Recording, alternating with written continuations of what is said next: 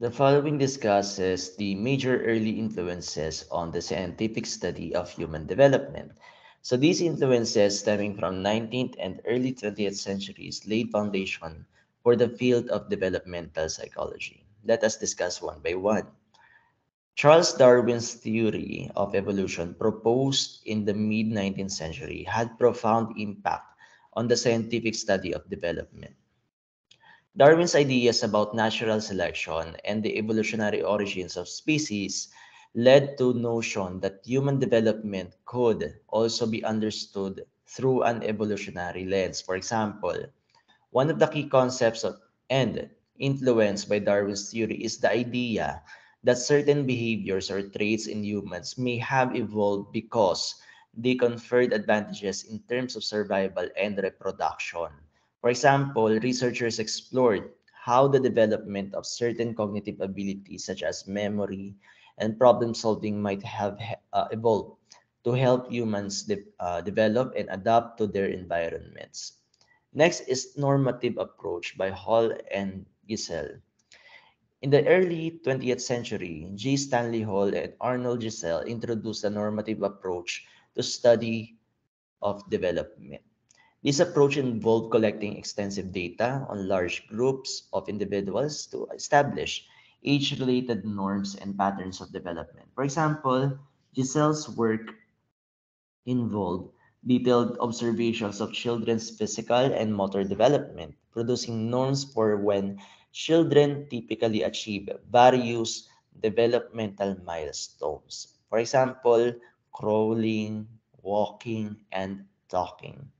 This approach provided a foundation for understanding the typical course of human development. Lastly is Binet and Simon's intelligence test. Alfred Binet and Theodore Simon's development of first successful intelligence tests in the early 20th century had significant influence on the field of Binet-Simon intelligence scale, aiming to assess child's intellectual abilities and was designed to identify individual differences in cognitive development. For example, the intelligence test sparked a broader interest in understanding individual differences in development, particularly in the realm of intelligence and cognitive abilities. So these led to debates about the relative contributions of genetics, such as nature, and the environment or the nurture, in shaping an individual's intellectual potentials. Overall, these early influences on the scientific study of development provided us the important foundational concepts and methodologies that continue to shape the field today. Darwin's evolutionary theory, the normative approach, and the development of intelligence tests contributed to emergence of developmental psychology as a distinct and influential discipline. So they paved the way for exploration of topics such as nature versus nurture, typical development trajectories, and individual differences in human development.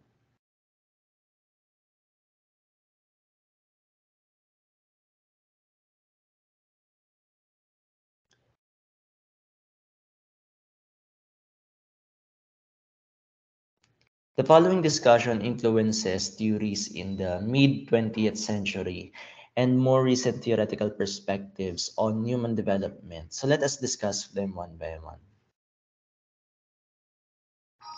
In the 1930s and 1940s, psychoanalytic perspectives gained prominence in understanding human development and treating emotional issues.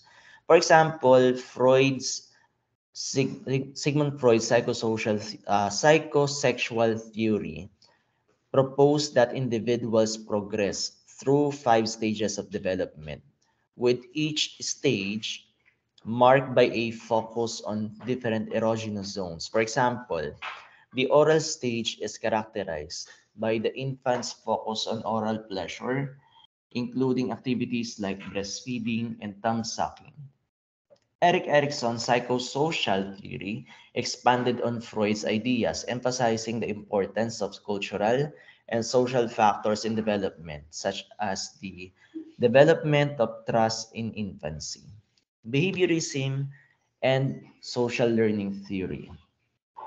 Behaviorism and social learning theory emerge as influential perspectives focusing on the observable behaviors and the principles of conditioning and modeling. For example, B.F. Skinner's behaviorism emphasized the role of reinforcement and punishment in shaping behavior. An example is the use of rewards and reinforced desired behaviors in children, such as giving a sticker for completing homework. Social learning theory developed by Albert Bandura highlighted the importance of observational learning and imitation. For example, a child may learn a new skill by watching a peer or parent perform it. Next is cognitive development theory by Piaget. So John Piaget, cognitive developmental theory emphasizes the active role of children in constructing knowledge as they interact with their environment. So Piaget identified four stages of cognitive development, such as the sensory motor stage, where infants learn about the world through sensory experiences and motor actions. For example, a baby explores their surroundings by putting objects in their mouth to learn about taste and texture. Piaget's work led to educational programs that emphasize on hands-on discovery based on learning. Let's discuss the recent theoretical perspectives on information processing theory. Theory views the mind as a complex system that processes and manipulates information, similar to a computer. So this perspective has been applied to understanding how children and adults tackle cognitive tasks such as problem solving and memory. For example, research in this area has led to develop of instructional methods that optimize learning by considering how individuals process and store information. Next is developmental cognitive neuroscience. So developmental cognitive neuroscience explores the relationship between brain development and cognitive and behavioral changes. For example, researchers in this field use neuroimaging techniques to investigate how changes in the brain relate to learning, behavior, and the development of disorders like autism or ADHD. For example, they may study how the brain regions responsible for language processing develop in children and adolescents. So these recent theoretical perspectives have provided valuable insights into human development by focusing on cognitive processes, brain development, and interplay of biology and behavior. Next is ethology and sensitive periods. Ethology is a perspective that emphasizes the adaptive value of behavior and how it has evolved over time. Ethologists use or study how certain behaviors have survival and reproductive advantages. One important concept is that in the ethology is the sensitive period, which is a specific window of time during development when organism is particularly responsive to specific stimuli. For example, in the study of attachment, researchers like John Bowlby and Mary Ainsworth drew from ethological principles to understand how infants form attachments to their caregivers. So they found that there is a sensitive period during the first few years of life when quality of caregiver-infant bond significantly influences the child's emotional and social environment or social development.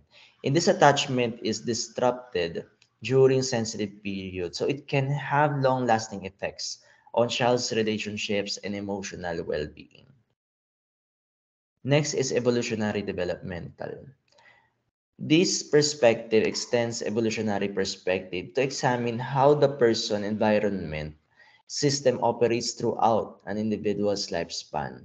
It seeks to understand how evolutionary principles shape human development, including cognitive, emotional, and social aspects. For example, evolutionary developmental psychology has been applied to understanding the development of altruism and cooperation. So, researchers investigate how evolutionary pressures may have led to development of pro-social behaviors in humans, such as helping others, or cooperating in groups.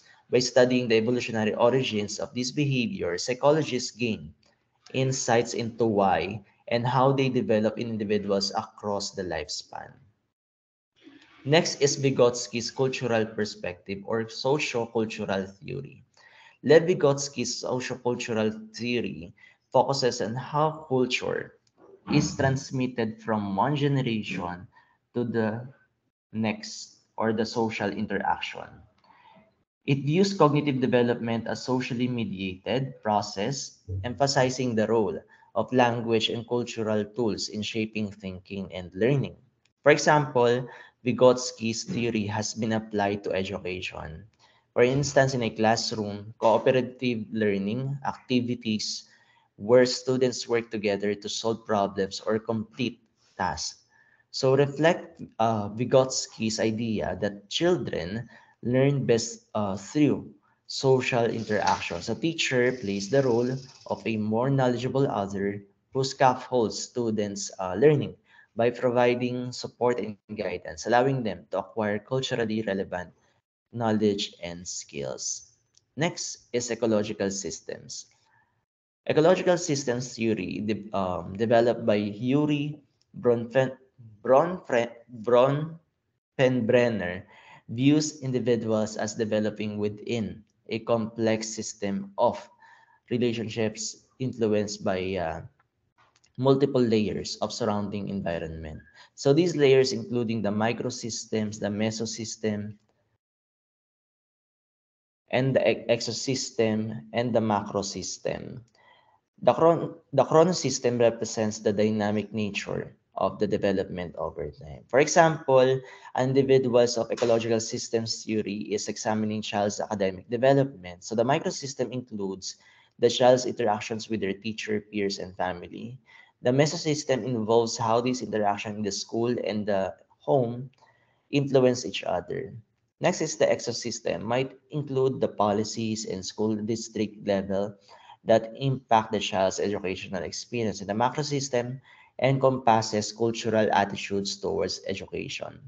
The chrono system would consider how changes in these factors, such as the change in school policy, affects the child's development over time. So overall, the contemporary perspectives on development highlight the importance of considering the context and environments in which individuals develop. So they offer valuable insights into the complex interplay between biology, culture, and social interactions in shaping human development across the lifespan.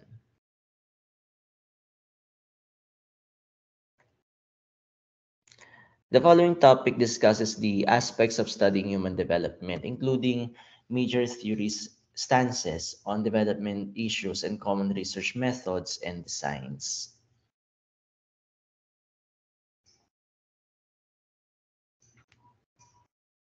Theories of human development take different stance on three fundamental issues: the nature versus nurture, continuity versus discontinuity, and universal versus context specific development.